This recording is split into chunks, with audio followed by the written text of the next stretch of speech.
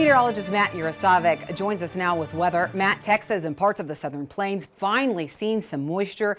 Maybe too much of a good thing in some of those areas, but is this a sign that the weather patterns are changing for some of these drought-plagued areas?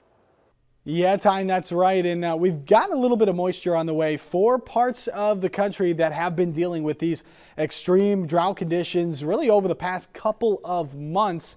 And some of those areas right here in the middle part of the country, we're talking to South Dakota, down toward Nebraska, parts of Kansas and Oklahoma, going to see some rain this week, as well as parts of Montana. They saw some last week, but we need a lot more to even put a dent in some of those drought conditions. Now, meanwhile, while they're starting to improve in some of these places down here, New Mexico, Texas, West Texas especially, back towards southern parts of Nevada and into the San Joaquin Valley there in California, it still looks like it's going to be hot and dry, which means those conditions are going to persist or even get a little bit worse. And then the drought conditions kind of resolving themselves in the east with more rain as we head through last week. So here's a look at our root zone. Still seeing some damp soil conditions here in the east, especially up in parts of the upper Midwest, but still dry in South Dakota and even parts here of parts of Colorado up to Nebraska, western Kansas, and then extremely dry where we've got those extreme to exceptional drought conditions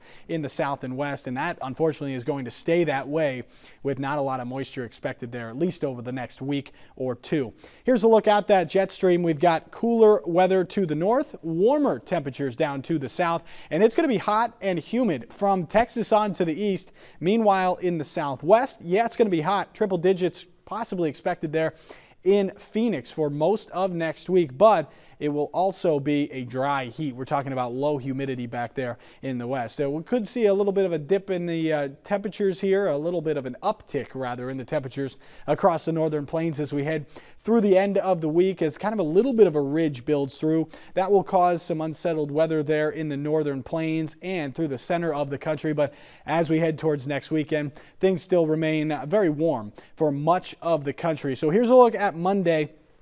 We've got a storm system kind of moving eastward, bringing showers and storms from Tennessee up into the Ohio Valley and the interior parts of the Northeast. Showers and storms still down in parts of Florida. Very mild, but still seeing some unsettled weather here where we need it. We need some of that rain back in the northern plains and upper parts of the Rockies there. And meanwhile, hot and dry in the south and west. And here's a look at Wednesday, still staying unsettled from the upper Midwest through the center part of the country and into the southeast, staying hot and dry again in the southwest all the way through the end of the week before another storm system comes in, bringing more rain and some thunderstorm chances across the middle part of the country could help some more of those drought-stricken areas. Meanwhile, remaining very warm in the south. So here's a look at the temperatures this week. Below normal up to the north, above normal down to the south. And there's a look at the precipitation. We're going to keep it above normal for some parts of the country that really need that rain. So that's something we'll continue to watch. Tyne, back to you.